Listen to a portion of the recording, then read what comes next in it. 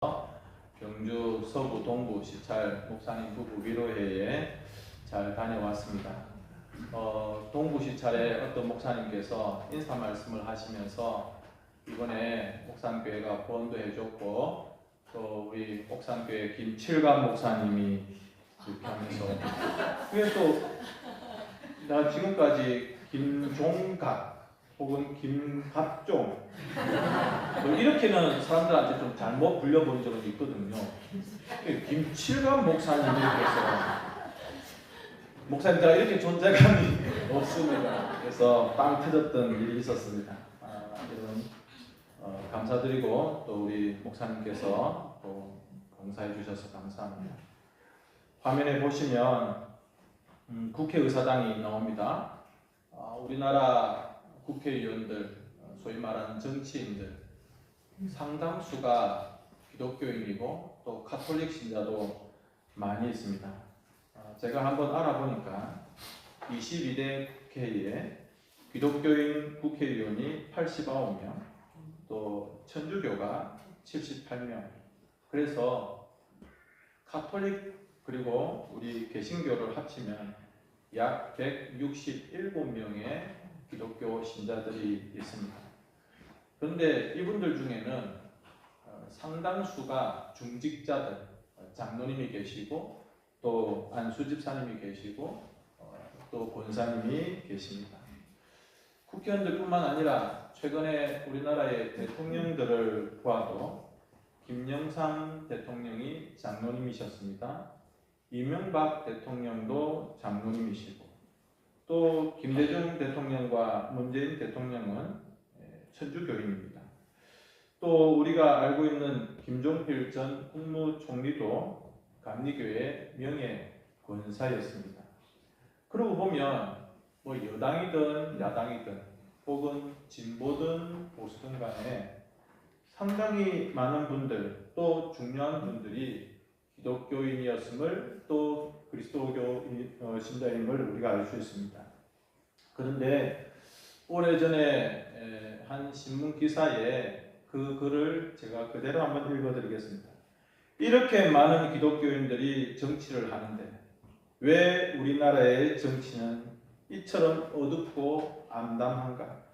서로 싸우고 쏘기고 욕설과 폭력이 있다면 왜 정치를 하는가?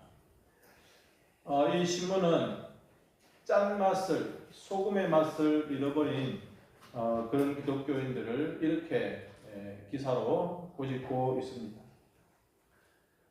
여러분 정말 방금 보았던 그런 내용들을 보면 정치인들, 국회의원의 거의 절반 이상이 교회를 다니거나 성당에 다니는 사람들입니다.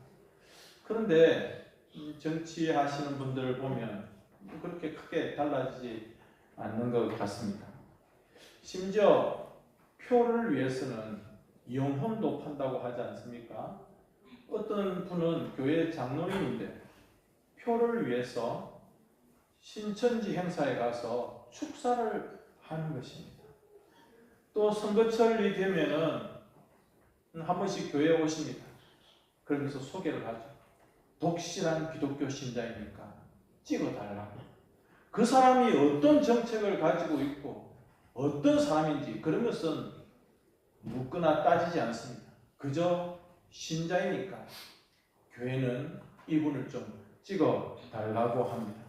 또 그런 부탁에 그런 어떤 모습에 참 순진하게 표를 찍어주었던 우리의 모습도 있습니다. 여러분 신앙이 좋다, 신앙이 독실하다라고 하는 것을 우리가 어떻게 알 수 있을까? 우리는 대부분 교회를 잘 다니면 믿음이 좋다 그렇게 판단을 합니다. 그러나 제가 계속 말씀을 드리지만 눈에 보이는 그런 일들, 교회를 잘 다닌다 혹은 교회에서 어떤 직분을 가지고 있다라고 하는 것이 결코 그 사람의 신앙이 신실하고 그리고 믿음이 좋다 판단할 수 있는 기준이 될 수가 없습니다. 교회를 잘 다니는 사람이라고 해서 표를 찍어주거나 그 사람을 믿었는데 나중에 후회가 되고 실망하는 일들이 많더라는 것입니다. 기독교를 믿는 국회의원이 얼마나 많은가? 그것은 그렇게 중요한 것이 아닙니다. 한국에 얼마나 많은 기독교인들이 있는가? 우리는 지금 한 600만 명 이렇게 이야기를 하고 있는데 감사한 일이기도 하지만 그것도 그렇게 크게 중요한 것 같지는 않습니다. 중요한 것은 각자가 자기의 자리에서 얼마나 소금으로 빛으로 자기의 역할을 감당하며 살아가는가, 이것이 중요한 것이죠. 진짜 신자인가 라고 하는 것은 그 사람이 맛을 내는가, 진짜 신자인가 라고 하는 것은 그 사람이 빛을 내는가, 이것으로 알아볼 수가 있는 것이지, 얼마나 많은 기독교를 믿는 국회의원들이 있는가, 어떤 장로님이 대통령인가, 어떤 분들이 유력한 자인가, 이것은 그렇게 중요한 문제가 되지가 않습니다. 우리 예수님께서 승천하시면서 이 땅에 남겨주신 하나님의 사람은 12명이었습니다. 그 12명의 제자, 세상으로 봐서는 로마 제국과 이것이 대결이 되겠습니까? 아시다시피 로마 제국은 어디에 정복당했습니까? 기독교에 정복당했습니다. 고작 12명인데, 그리고 대부분이 목숨을 잃고 순교했는데, 그 12명이 전한 예수의 복음이 로마를 정복하고 세계를 정복한 것입니다. 예수님은 아셨어요. 작은 숫자 12명이지만 이들이 소금과 빛으로 역할만 제대로 하면 이 세상을 얼마든지 바꿀 수 있다고 하는 것을 예수님은 아셨습니다. 그래서 예수님은 1000명, 10,000명 이렇게 수많은 제자가 아니라 그 12명, 예수님께서 그 12명에게 이 세상을 변혁시키는, 세상을 바꾸어 나가는 위대한 일을 맡기셨던 것입니다. 가끔 바다가 보고 싶어서 바다에 갑니다. 바닷물은 짜죠. 그런데 그 바닷물의 그 소금 농도는 그렇게 높지가 않습니다. 우리가 보는 이 바다가 전체가 다 100% 소금이 아니라 그냥 약간의 소금의 농도가 그 바다를 썩지 않게 하고 또 그 바다가 바다 되게끔 하는 것입니다. 여러분, 우리가 생각할 때는 저 바다가 100% 소금이면 좋겠다. 여러분, 100%의 소금으로 그 바다가 보존되는 것이 아닙니다. 썩지 않는 것이 아닙니다. 아주 작은 농도의 그 소금기만으로도 얼마든지 바다는 썩지 아니하고 수많은 생명들을 살려내는 것입니다. 그러니까 무엇이죠? 소금은 순도가 얼마나 깨끗하고 얼마나 좋은 그런 짠맛을 내는가, 그것이 중요하지 양이 그렇게 대단한 중요한 문제는 아니라는 것입니다. 여러분, 맛을 내지 못하는 소금을 한 트럭 혹은 수백 가마를 쌓아 놓는들 무슨 소용이 있겠습니까? 소금은 짠맛을 내고 또 기능을 잘 발휘하는 그것이 중요한 것이죠. 그런 것처럼 우리 그리스도인들은 그리스도인다워야 된다는 것입니다. 겉으로 그냥 교회에 오고 양복에 넥타이에 혹은 예쁘게 해서 교회에 빠짐없이 오시는 것, 저는 여러분들에게 예배에 자주 빠져라 그런 말씀을 드리는 것은 아닙니다. 근데 그것만으로 저 사람은 믿음이 좋다, 저 사람은 좋은 그리스도인이다, 그렇게 말할 수는 없다는 것입니다. 우리는 오늘 팔복의 말씀, 그 중에서 예수님께서 말씀하신 이 부분을 보고 있습니다. 이 팔복은요, 우리 그리스도인들의 성품에 대해서 말씀을 하고 있습니다. 오늘 새벽에 시편 15편 말씀을 가지고 함께 은혜를 나누었습니다. 시편 15편은 이렇게 시작하죠. 누가 주의 장막에 머무르며 누가 주의 성산에 사는 자인가. 그러니까 이것은 어떤 사람이 하나님을 예배하는 자이며 어떤 사람이 하나님의 성품을 가진 자인가, 하나님과 동행하는 사람인가, 이것을 이야기해 주는 것입니다. 이 예수님께서 팔복의 말씀을 하신 것도 시편 15편의 말씀과 동일하다고 저는 생각을 합니다. 누가 하나님의 성품을 닮은 자인가? 누가 하나님이 기뻐하시는 삶을 살아내는 자인가? 그저 주일날마다 성경책 들고 양복 입고 넥타이 해서 그냥 꼬박꼬박 참석하는 자인가? 헌금을 많이 내는 자인가? 혹은 교회에서 막 부지런히 섬기고 봉사하는 자인가? 중요한 것은 그런 것도 좋겠지만 내 성품이 하나님을 예배함으로 점점점 주님께서 기뻐하시는 모습으로 닮아가고 변해가며 또 하나님께서 기뻐하시는 삶을 살아내는 소금의 모습, 빛의 모습으로 살아내는 성품이 우리 가운데 있는가라고 하는 것입니다. 여러분들은 팔복을 잘 알고 있습니다. 그 팔복의 내용처럼 여러분들은 정말 긍휼의 마음을 가지고 계십니까? 우리는 정말 평화를 사모하고 있습니까? 정말 이 세상에서 일어나고 있는 일들을 보면서 마음 아파하며 애통하는 그런 가난한 심령들을 가지고 있습니까? 이 파괴적이고 폭력적인 세상 가운데 온유한 마음으로 그렇게 살아가고 계십니까? 하나님께서 기뻐하시는 하늘 백성의 그 성품과 인격을 가지고 있는가라고 하는 것입니다. 교회는 다니고 있지만 여전히 내 안에서 해결되지 못한 세상의 욕심들이 있습니다. 욕망이 있습니다. 성공이라고 하는, 출세라고 하는, 그리고 돈이라고 하는 그런 욕망과 죄의 본성을 여전히 내 속에서 해결하지 못하고 교회만 잘 왔다 갔다 하면 무슨 소용이 있는가? 주일날 교회에서는 찬송을 합니다. 예배를 드립니다. 근데 속에는, 그리고 세상에 나가서는 돈이 최고고 세상의 성공과 내 속에 있는 이 야망이 첫째 자리에 온다면 안 되는 것이죠. 우리 주님께서 진짜 원하시는 모습은 그 모든 세상의 것들과 죄의 욕망들을 정리하고 깨끗하게 처리하고 주님께서 원하시는 그 모습으로 마음으로 살아가는 것입니다. 그래서 우리에게 필요한 고백이 있습니다. 따라서 하시겠습니까? 나는 죄인입니다. 교회를 다니니까 나는 괜찮겠지가 아니라 교회를 다니면 다닐수록 예배를 드리면 드릴수록 하나님 앞에 겸손히 무릎 꿇고 주여 나는 죄인입니다. 이 불쌍한 영혼을 주님 긍휼히 여겨주십시오라고 그렇게 주님 앞에 성령님 앞에 나 자신을 온전히 내어놓는 것입니다. 내 성품을 내가 개발해 나가는 것이 아닙니다. 내 인격을 내가 다듬어 가는 것이 아닙니다. 성령께서 나에게 개입하셔서 나의 이 못된 성품과 나의 이 못난 자아를 깨뜨리고 다듬어 가시도록 그렇게 주님께 내 자신을 내어드리는 것입니다. 이것이 우리의 간절한 소망이 되어야 될 것입니다. 그리고 하나님께서 정말 원하시는 것은 바로 그것입니다. 세상의 대부분의 사람들은 자기가 돌을 닦아야 된다고 생각합니다. 그래서 산 위에 올라가고 혹은 확장을 하면서 자기를 자꾸 변화시켜 나가려고 그렇게 애를 씁니다. 여러분, 인간적인 방법으로 결단포할 수가 없는 것이 우리의 이 못난 자아입니다.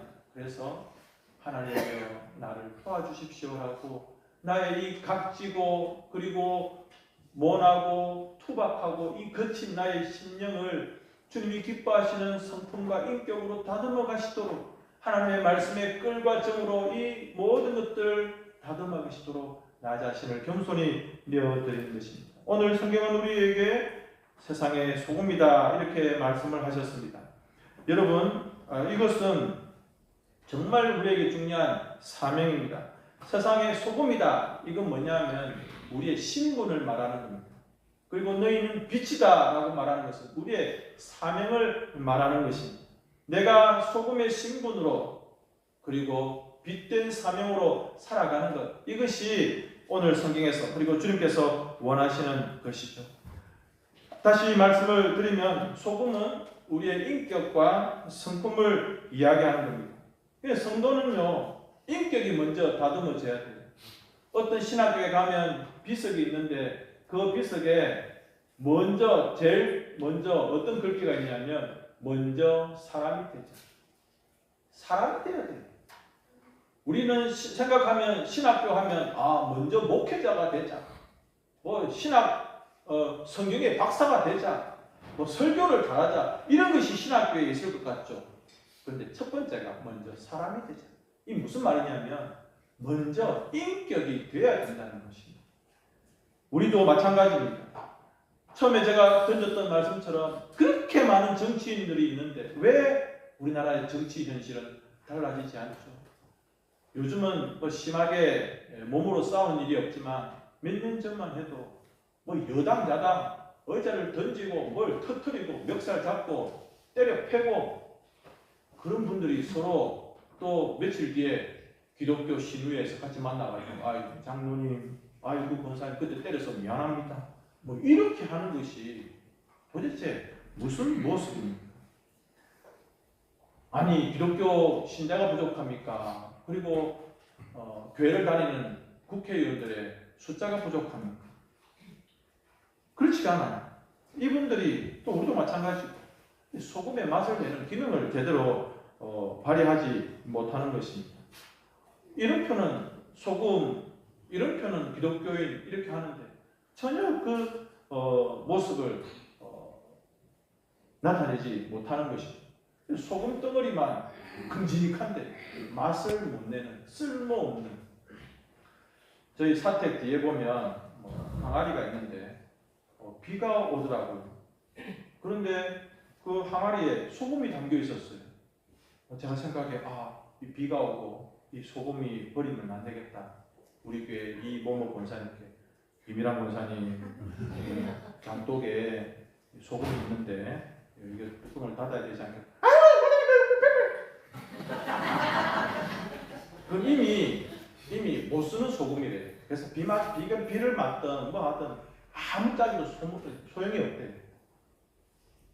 우리가 만약 그런 버려진 소금, 발로 밟히는 소금, 아무 짝에도 소용없는 소금이라고 한다면 이 땅에 소금과 빛의 사명을 가지고 또 신분으로 살아가라고 말씀하신 우리 주님의 마음은 얼마나 아플까라고 합니다. 저는 방문해 본 적도 있고 또 그 바다에 직접 누워서 경험해 보기도 했는데 이스라엘에 가면 사해라고 하는 바다가 있습니다. 그냥 가만히 누워 있으면 몸이 떠져 굉장히 소금기가 많은 그런 바다입니다. 그 바다에서 소금이 나와요. 그런데 바다에 사해에만 소금이 있는 것이 아니라 이스라엘은 이 산에도 들에도 이 소금덩이 바위가 있습니다. 소금 바위라고 하죠. 그런데 저희들을 인도해 주던 그 가이드 하시는 분이 저게 소금입니다. 그런데 저희들이 봤으면 그냥 바위예요. 저게 어떻게 소금이냐? 맛을 보라고 하는 거예요. 그래서 밖에 나가서 그 돌처럼 생겨 있는 그것을 뜯어가지고 입에 넣었더니 짜더라고요. 소금 바위였습니다. 사회에서 혹은 이 소금 바위에서 그 소금을 채취해서 그것을 깨끗하게 정제하면 굉장히 좋은 소금이 나온다고 합니다. 그 전까지는 이 바위가 바위인지 아니면 소금인지 전혀 알 수가 없어요. 그런데 깨끗하게 정제시켜 놓으면 사람들이 쓸 수 있는 소금이 되는 것이죠. 제가 지금 말씀드리고 싶은 것은 깨끗하게 정제되는 과정이 필요하다는 거예요. 급하다고 그냥 그 소금을 그 바위를 뜯어가지고 그냥 뭐 음식에다 넣으면 여러분 다 이가 나가든지 엉망진창이 되는 겁니다. 제가 말씀드리고 싶은 것은 그 정제의 과정이 무엇이냐면 우리가 훈련받고 또 여러 가지로 단련받는 시간입니다. 저는 교회가 그런 훈련을 하는 장소라고 생각을 합니다. 여러분 교회에서 그런 신앙의 훈련들을 받는 거예요. 무엇으로? 말씀으로. 또 성도의 교제를 통해서 또 여러 가지 과정을 통해서 우리가 마치 소금이 정제되는 것처럼 겉으로 봐서는 그냥 소금 바위 혹은 그냥 돌 같아요. 그런데 그것이 깨끗하게 정제되는 과정, 교회에서 말씀으로 훈련받고 여러 가지로 연단되어지는 신앙의 생활들을 통해서 우리가 거룩하여질 때 우리의 성품이 주님께서 기뻐하시는 그런 모습으로 바뀌어 간다는 것입니다. 그래서 여러분 교회에서 훈련받는 것을 주저하지 마십시오. 그리고 할 수 있는 한 말씀대로 살아가면서 그 말씀대로 훈련하고 그 말씀대로 연단되어지는 이런 모든 과정들을 여러분께서 잘 감당하셔서 하나님께서 기뻐하시는 그런 모습으로 다듬어지는 우리가 될 수 있기를 바랍니다. 특별히 예배입니다. 예배 시간에 말씀을 들어요. 때때로는 그 말씀이 우리의 마음을 녹일 때가 있습니다. 때때로는 그 말씀이 우리를 찌를 때가 있습니다. 때때로는 하나님의 말씀이 망치로 쾅 때리는 그런 순간들을 경험할 때도 있습니다. 또 예배 시간에 남들과는 다르게 나에게 하나님의 엄청난 은혜가 부어지는 것들을 경험할 때가 있습니다. 저는 그런 것들을 많이 경험해 봤어요. 다른 분들은 가만히 있는데 저 혼자만 펑펑펑 울거나 그리고 마음에 찔리거나 여러분들은 어떠세요? 그런 경험들 다 있지 않으십니까? 하나님께서 말씀 시간에, 예배 시간에 나의 이 딱딱한 심령을 부드럽게 해주시고 나의 이 교만한 마음을 깨뜨리시고 나의 이 거칠어져 있는 심령을 주님께서 다듬어 주시고 그런 예배의 시간들을 우리가 경험할 수 있어야 돼요. 그저 그런 예배건의 하면서 한 시간 멍하게 앉아있다가 가버리면 안 되는 거예요. 때때로는 여러분 마음에 이 하나님의 말씀이 목사의 설교가 아닙니다. 하나님의 말씀이 칼같이 찌를 때가 있어요. 그때 여러분 우리가 어떻게 반응해야 되죠? 목사가 오늘 나한테 못된 말을 하네.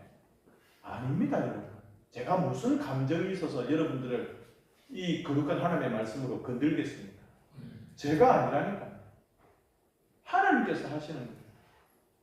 김집사야 라고 하나님께서 주시는 말씀이에요. 박집사야 들어라 라고 하나님께서 주시는 말씀이에요. 그게 찔리면 찔리는 대로 하나님께 반응을 하셔야 돼요. 근데 그 말씀을 인간적인 감정을 가지고 목사가 오늘 나를 기분 나쁘게 하네 이렇게 해버리면 훈련이 안 되고 나의 이 모난 성품들은 여전히 하나님께 그리고 이웃에게 아무 도움이 되지 않는 것입니다. 하나님께서 우리를 찌른다는 건 뭐예요? 우리를 수술한다는 거예요.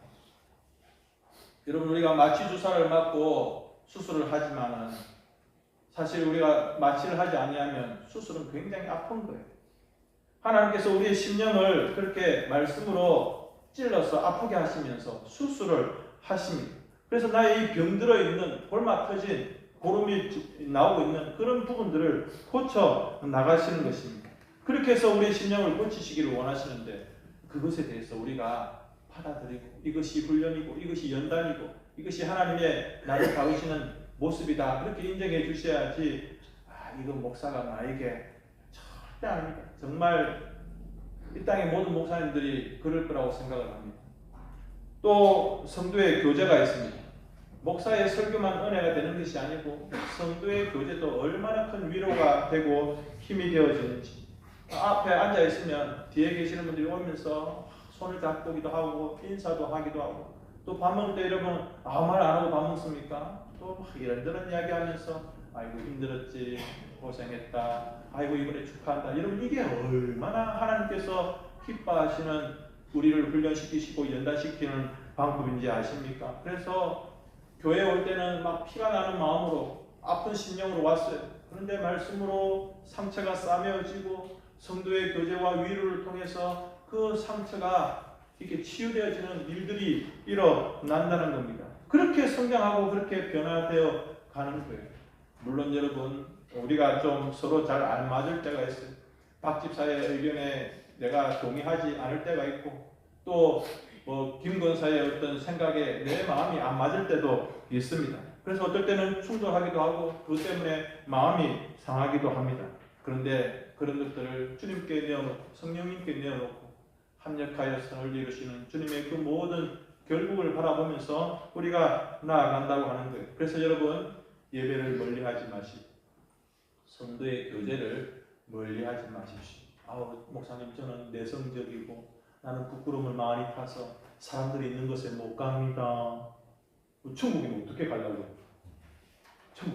천국에서 독방에 사시라는 그러니까 좀 그런 것에 대해서 이것이 훈련이다 생각하고 하시는 거예요. 저는 우리 교회 성도님들이 하나님 나라의 하나님의 사람이 되어서 하나님의 사랑을 실천하는 그런 한 사람 한 사람이 되었으면 좋겠습니다.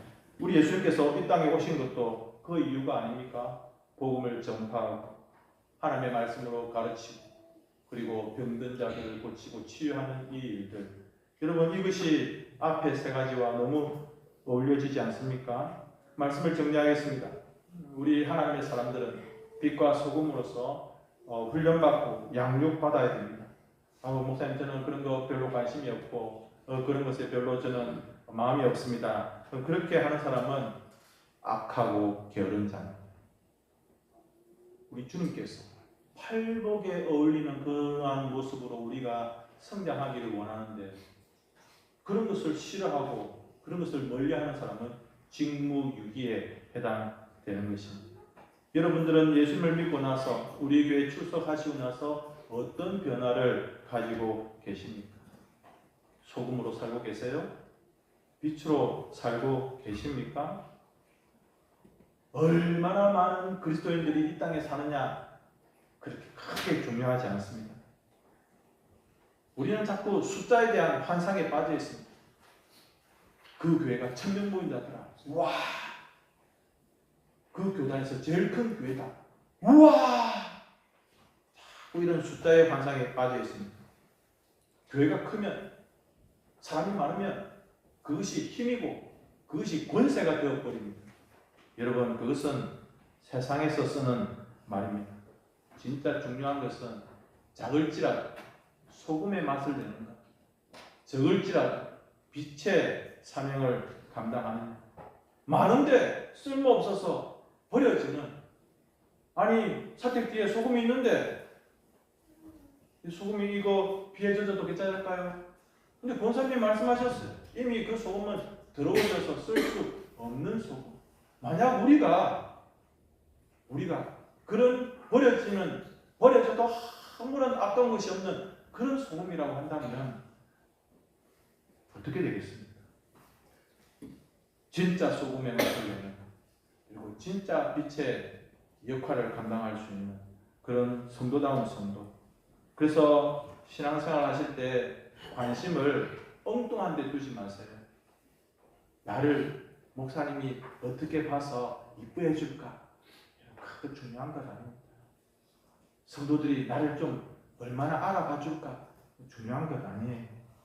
그냥 내가 맡겨진 일에 짠맛을 내고 빛의 사명을 감당하면서 그렇게 살아가십니다. 그리고 하나님께서 다듬어 가시는 일에 순종함으로 내 자신을 내어드려서 깎여지고 부서지고 깨어지고 해서 주님이 쓰기에 합당한 그런 사람으로 결국은 만들어지는 것. 그래서 하나님의 나라에 쓰임받을 수 있는 한 사람이 되는 것, 그것이 우리 교회가 그리고 우리 모든 성도들이 추구해야 될 일입니다. 이 일에 충실하게 살아가시는 우리 모든 성도님들 되시기를 주님의 이름으로 축복합니다. 예, 우리 다 같이 말씀을 생각하시면서 한번 소리내어 기도하겠습니다. 오늘까지 소금과 빛에 대해서 세 번의 설교를